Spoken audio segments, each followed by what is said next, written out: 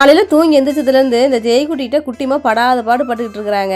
ஜெய்குட்டிக்கு நேற்று வந்து பார்த்தீங்கன்னா எக்ஸாம் முடிஞ்சிருச்சு. இன்னிலேருந்து ஸ்கூல் லீவு. ஆனால் குட்டிமாவுக்கு இன்னைக்கு லாஸ்ட் எக்ஸாம். இன்னைக்கு ஒரு நாள் ஸ்கூல் இருக்கு. அதுக்கே வந்து பார்த்தீங்கன்னா ரொம்ப கஷ்டப்பட்டு வந்து கிளம்பிட்டு இருந்தாங்க. அப்போ வந்து பார்த்தீங்கன்னா ஜெய்குட்டி இன்னைக்கு எனக்கு ஸ்கூல் லீவு, உனக்கு இருக்குதுன்னு சொல்லி செம்மையா கடுப்பேற்றிட்டு உட்காந்துட்டு இருக்கிறான். நான் வந்து எப்பயும் போல ஒரு 5 மணிக்கு எந்திரிச்சிக்கலான்னு தான் காலையில் பிளான் பண்ணி வச்சிருந்தேன். ஆனால் என்னோட கணவர் வந்து பார்த்தீங்கன்னா ஜெய்குட்டிக்கு நீ ஸ்கூல் லீவ் இல்லை, நீ கொஞ்சம் லேட்டாகவே எந்திரிச்சு குட்டிமாவுக்கு சமைச்சு கொடுத்துருன்னு சொல்லிட்டாங்க. 5 மணிக்கு எந்திரிச்சு கூட திரும்ப படுத்துக்கிட்டு 6 மணி போல தான் எந்திரிச்சேன். சாப்பாடு, அதுக்கப்புறம் பருப்பு குழம்பு, கீரை பொரியல்னு செஞ்சுட்டேன். ஆனால் குட்டிமா வந்து நீ கொஞ்சம் நல்லா இருந்ததுனால குட்டிமாவுக்கு பிடிச்ச மாதிரி இன்னைக்கு தோசை சுட்டு கொடுத்துட்டேன். குட்டிமாவுக்கு எப்பயுமே பருப்பு குழம்பு ரொம்ப பிடிக்கும். இதில் சாப்பிடும் போது கூட ஒரே சேட்டை பண்ணிட்டு இருக்கிறான் ஜெய்குட்டி.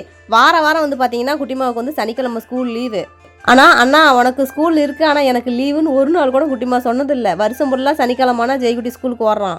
இன்னைக்கு ஒரு நாள் கொஞ்சம் சேர்த்து லீவ் விட்டுட்டாங்களாம். பயங்கர அட்டகாசம் பண்ணிட்டு அந்த பிள்ளைய படாத பாடு படுத்திட்டு இருக்கிறான். ஒரு சில டைம்ல 2 பேர் வந்து செல்லமா சண்டை பண்ணிக்கும் போதெல்லாம் பார்க்க எனக்கே ரொம்ப ஆசையா இருக்கும். ஒரு சில டைம்ல அம்முன்னு கொஞ்சுவான், ரொம்ப ஆசையா பார்த்துக்குவான். எப்பயுமே விளையாட்ட ஆரம்பிச்சு கொஞ்சம் பெரிய சண்டையில போய் முடியும் இவங்க பிரச்சனை. ஆனா இன்னைக்கு மட்டும்தான் காலையில இருந்தே வந்து பாத்தீங்கன்னா விளையாட்டாவே ஆரம்பிச்சு விளையாட்டாவே முடிச்சுட்டாங்க. ஜெய்குட்டி வந்து குட்டிமாவோட கொஞ்சம் சைலண்ட் தான் இருந்தாலும் ஒரு சில விஷயத்துல வந்து ஜெய்குட்டி பயங்கர சேட்டை தாங்க.